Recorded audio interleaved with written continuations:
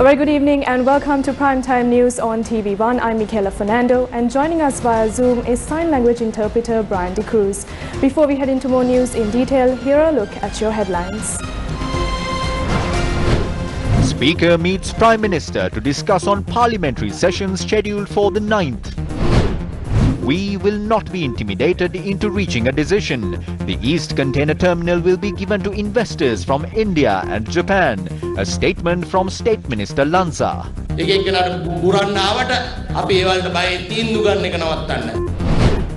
Wild elephants torment residents of 12 villages in Anuradhapura. Area residents protest, demanding for solutions. Bulk carrier Eurosun that ran aground yesterday moved. Ship examined for damages. Schools to reopen for ordinary level students in the Western Province from tomorrow.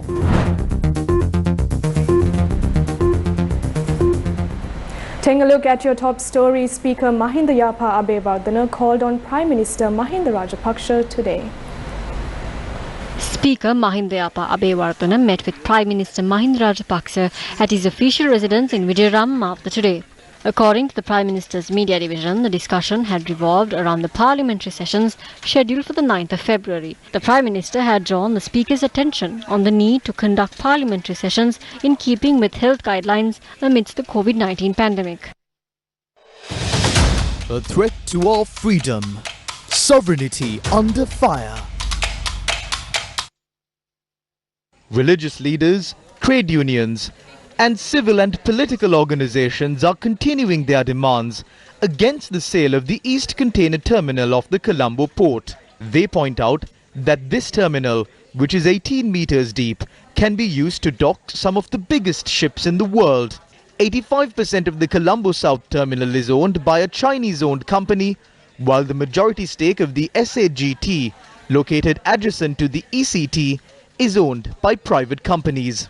The Jaya terminal that is currently operated by the Sri Lanka Ports Authority does not have the facilities for large ships to dock, and trade unions allege that the Sri Lanka Ports Authority will be left with nothing to do after the East Container Terminal is given away.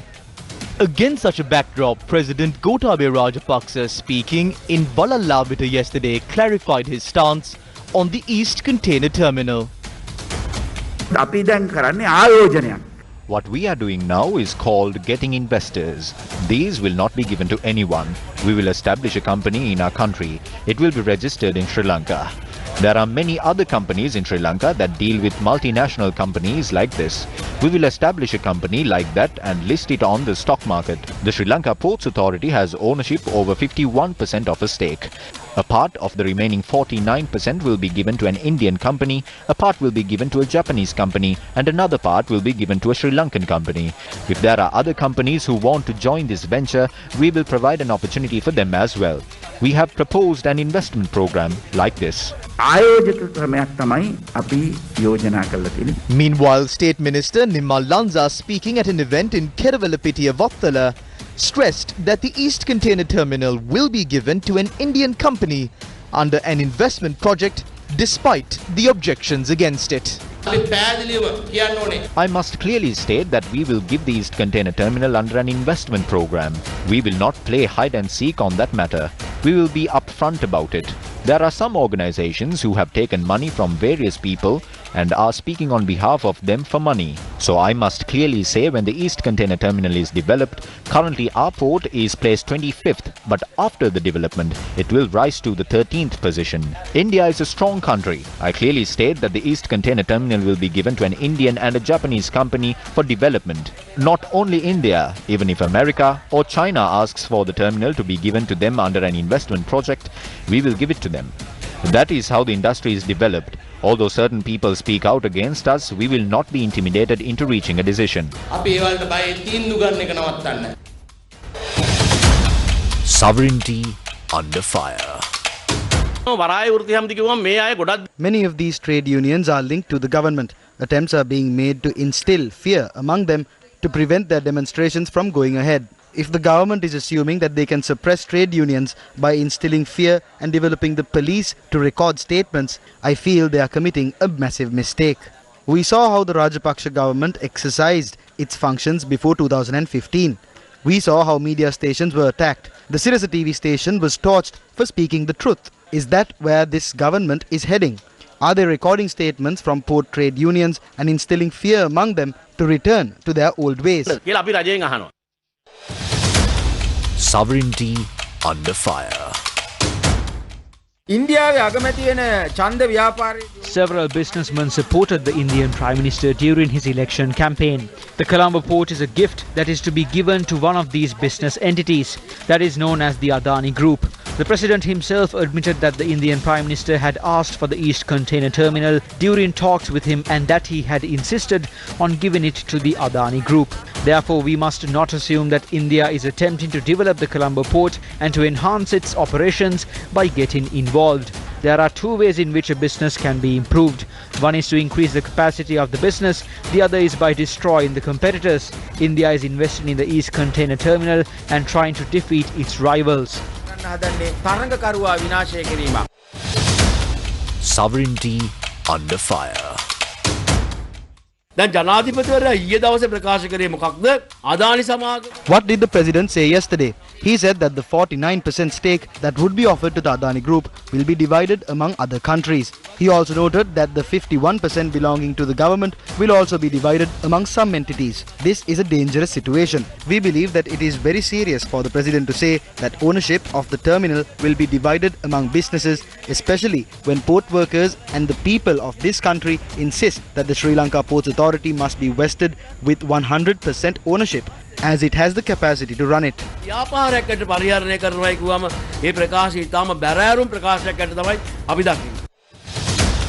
Sovereignty under fire.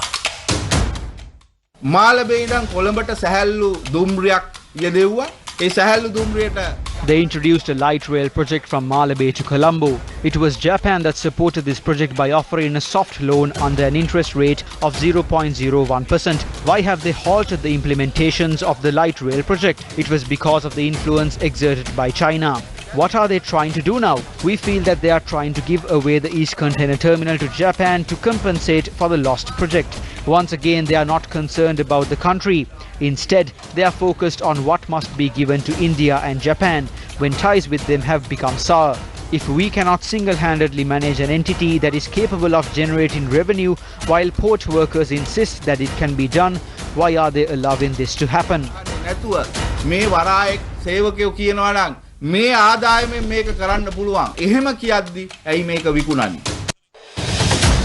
Sovereignty under fire.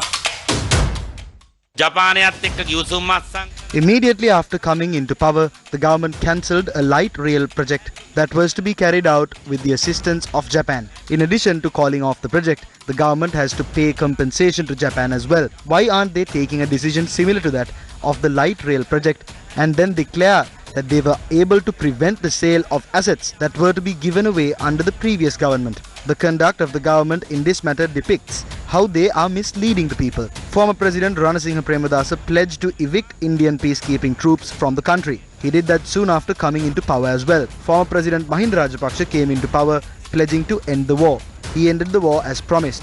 Those in power at present have failed to do what they pledged. They must understand their incompetency even at this point. I believe that we can prevent the sale of any asset, and not just the terminal, if the Prime Minister is allowed to take over and make decisions on this matter.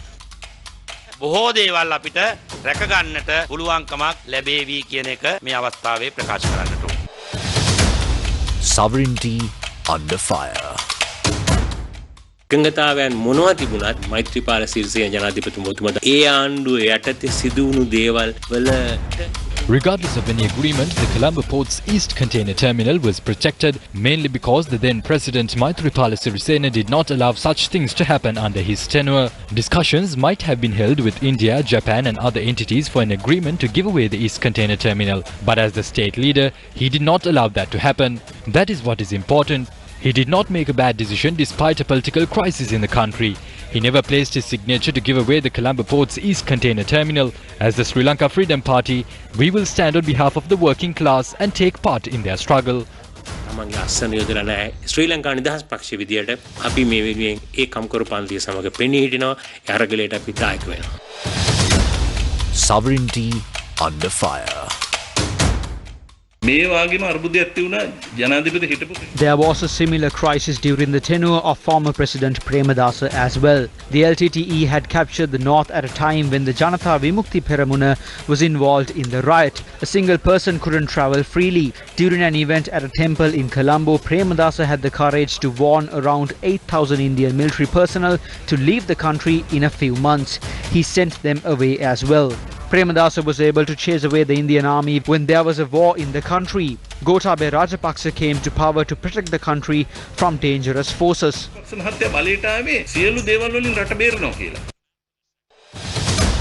Sovereignty under fire.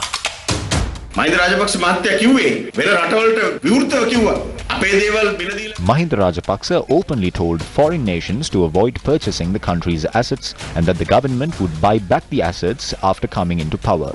The people of this country thought that Sri Lanka would even purchase India's ports after Gotabaya Rajapaksa comes into power, but they are trying to give away this entity despite objections from Buddhist monks, trade unions, engineer associations and experts as well. This was how Ranil Wickremesinghe sold off the Hambantota port as well. During the 55 years from 1950 to 2005, before Mahinda Rajapaksa's government came into power, Sri Lanka had obtained loans worth 2 trillion rupees. But from 2005 to 2014, the loans taken by Sri Lanka was 5 trillion. What did former President Maithripala Sirisena say recently? He revealed the truth. He recalled that India and Japan had repeatedly asked for the East Container Terminal and he had told them that they could get involved in the South. This makes things very clear. But the current government is saying that they are getting India involved out of their own will.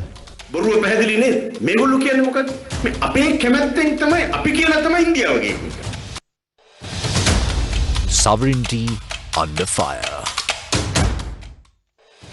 Representatives of port trade unions along with the Government Medical Officers Association and other trade unions convened a joint media briefing. The Asian Development Bank gave us a loan to construct a breakwater at the East Container Terminal in 2007 and 2008. Mahinda strategically altered the loan agreement.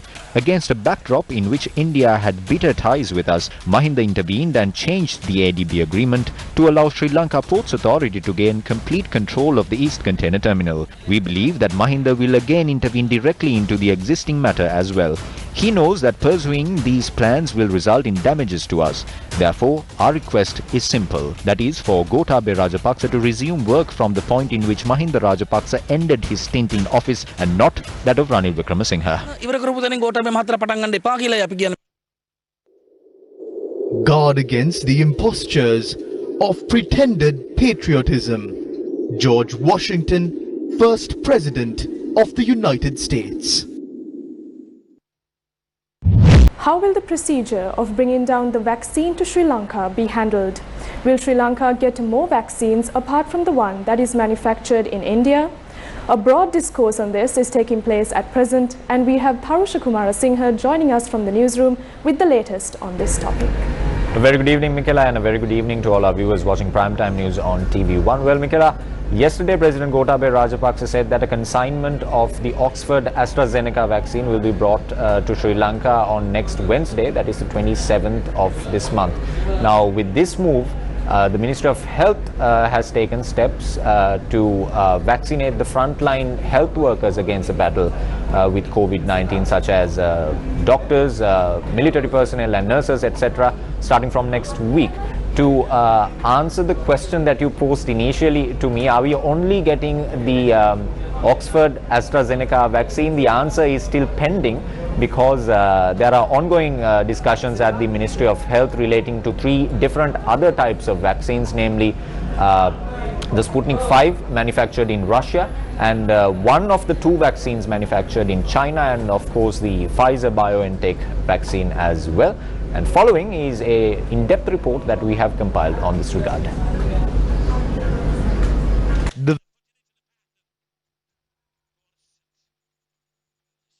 The vaccine would be first offered to frontline workers battling the pandemic.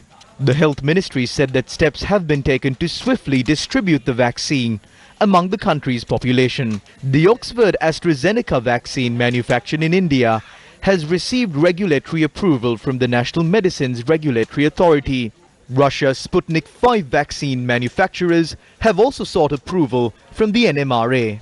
The State Pharmaceutical Corporations has sought approval to import the Russian vaccines to Sri Lanka. On the 8th of this month, the State Pharmaceuticals Corporation had submitted documents to the NMRA.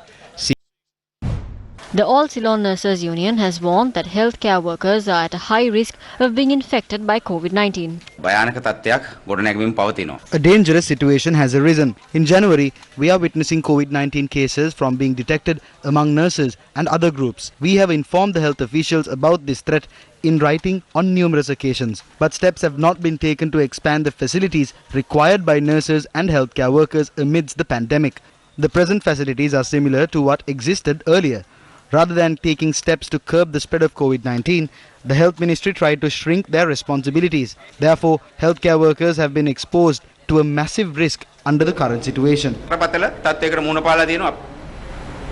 Now, there have been frequent reports of wild elephants encroaching on several areas of the island. Environmentalists point out that the reason behind these frequent wild elephant encroachments is deforestation. The farmers say the elephants are now used to entering their villages after consuming their produce such as paddy and corn. As a result, both humans and elephants lose their valuable lives due to the never-ending human-elephant conflict. Another valuable life was lost yet again yesterday owing to this issue. අපි අවුරුදු 15ක් විතර මේ පාරෙන් තමයි මේ කුඹුර වලට ගොවිතැන් කරන්න යන්නේ ඉන්නේ. අපි කුඹුරට එන්න තියෙන ළඟම පාර. පැලට එද්දි තමයි මේ සිද්ධිය සිද්ධ වුනේ. W.A.M. Dharmasena, who was a resident of Maha Anadarawawa, Galgamuwa in Kurunagala, lost his life due to a wild elephant attack yesterday. He was 60 years old at the time of his demise. He left his home to go to the Vanni Amunukole field last evening. Dharmasena was attacked by a wild elephant which had entered the village. A youth lost his life in the same manner on the 21st of this month due to another wild elephant attack. The location where the last evening's tragic incident took place is located 6 kilometers away from this location. Nalanda in Naula Matale is suffering from wild elephant encroachments for nearly 13 long years. The wild elephants that encroached on the village recently have completely destroyed their paddy lands and coconut trees. මේ වෙලාවේ දැන් හිතනවා මේ අලිය ගහලා මැරෙයිද corona හැදිලා මැරෙයිද කියලා. Due to wild elephants from the Bovathana reserve encroach on all the villages, people live in fear both day and night. The wild elephants that encroached on the Manav area Sirambiadia in Putlam have toppled an electric fence and destroyed cultivations and houses. The wild elephants enter the village from the Sellakanda reserve. කඩලා මට එලෝගෙන ආව මං දුවගෙන ගිහිල්ලා ගෙට ගිහිල්ලා දොර වහගත්තා. කොහොමද ගේ අස්සර දුවන්න යනකොට ආලිය එලෝගෙන ආපු ගමන් මේ ගෙදරට ගහලා ඉවරලා බිච්චි සේරම පෙරලා දැම්ම. ගෙදරක නිදා ගන්නවත් බෑ. පොඩි උන් අහැරගෙන කටවල් වහගෙන ඉන්න ඕන සද්දයක්වත් ඇහෙන්න බෑ. එකපාරක් දෙපාරක් නෙමෙයි කොච්චර කිව්වත් ඉතින් අපිට සහනයක් නැහැ ඉතින් මේවා ගැන. Residents of 12 villages in Anuradhapura engaged in a protest this morning demanding a solution to the human-elephant conflict. The demonstration took place opposite the Bodhirukkarama temple in Shravastipura, Anuradhapura. Members of the Mahasangha, including the chief incumbent of the temple, Venerable Rajanganeya Saddarathanathero, arrived at the location to pledge their support to the protesters. The demonstration had been staged demanding a solution to the human-elephant conflict in Alutwawa, Vadagama, Kodigala, Siyambalawawa and other villages. Forests have been cleared. The Vilpattu forest has been cleared. Hotels have been constructed. I heard that different methods are being used by them to lure elephants. I would like to request all the politicians to pay attention to this issue the people in this area are facing.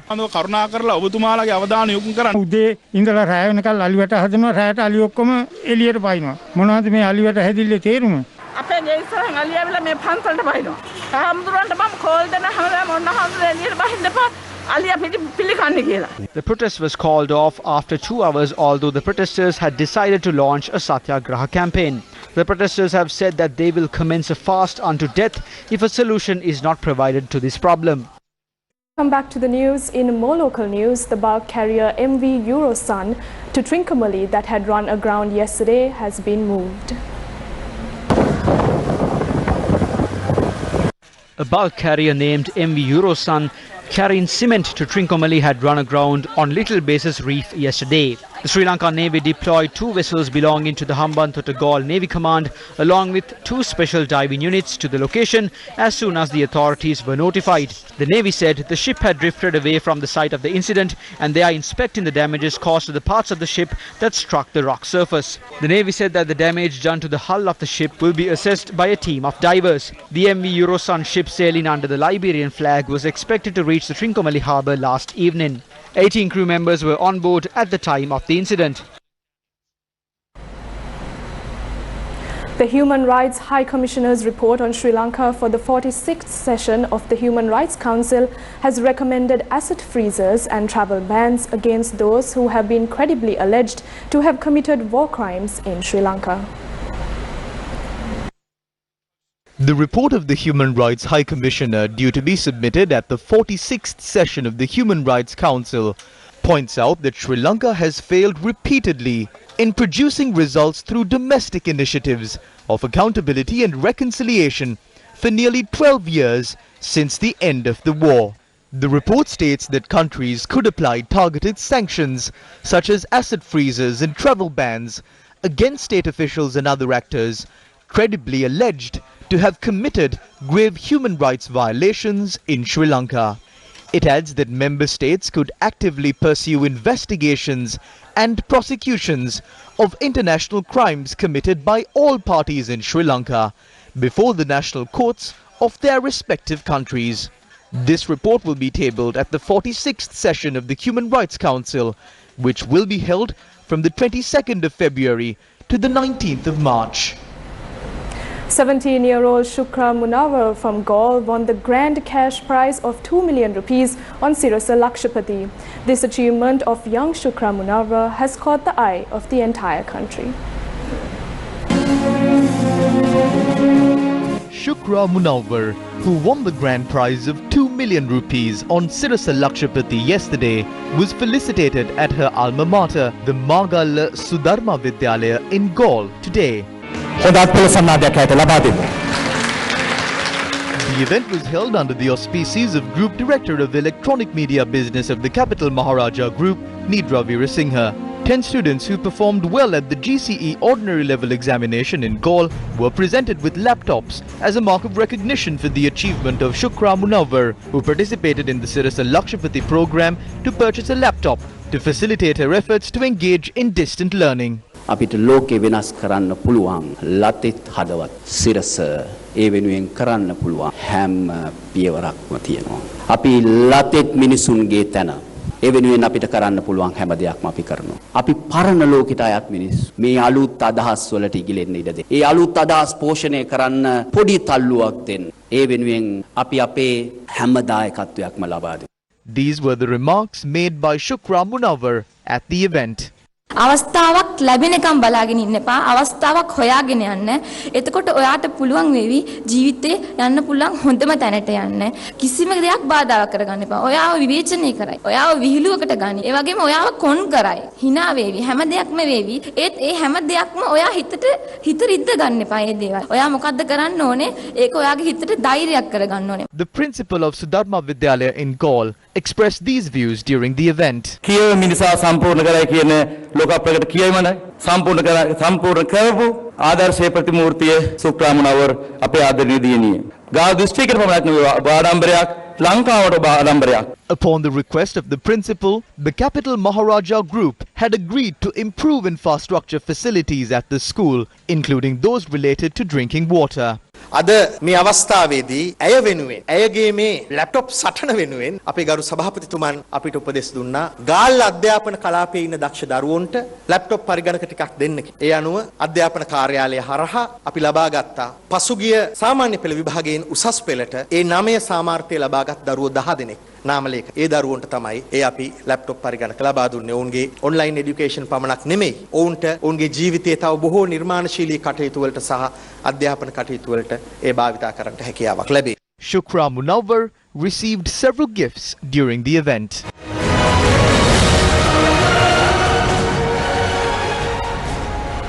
In more local news, an induction ceremony for the 127th President of the Sri Lanka Medical Association was held in Colombo yesterday. The induction ceremony of the newly appointed President of the Sri Lanka Medical Association, Dr. Padma Sriyani Gunaratna, was held at the BMICH yesterday. The COVID-19 pandemic has been the worst global pandemic within my lifetime. Its economic and social impact on Sri Lanka is immeasurable. As at present, the management of COVID-19 is symptomatic and measures of prevention is the key to control the outbreak. In this regard, the implied hopes of people on vaccination is understood and acknowledged, while all efforts to vaccinate people at high risk at an affordable cost must be prioritized.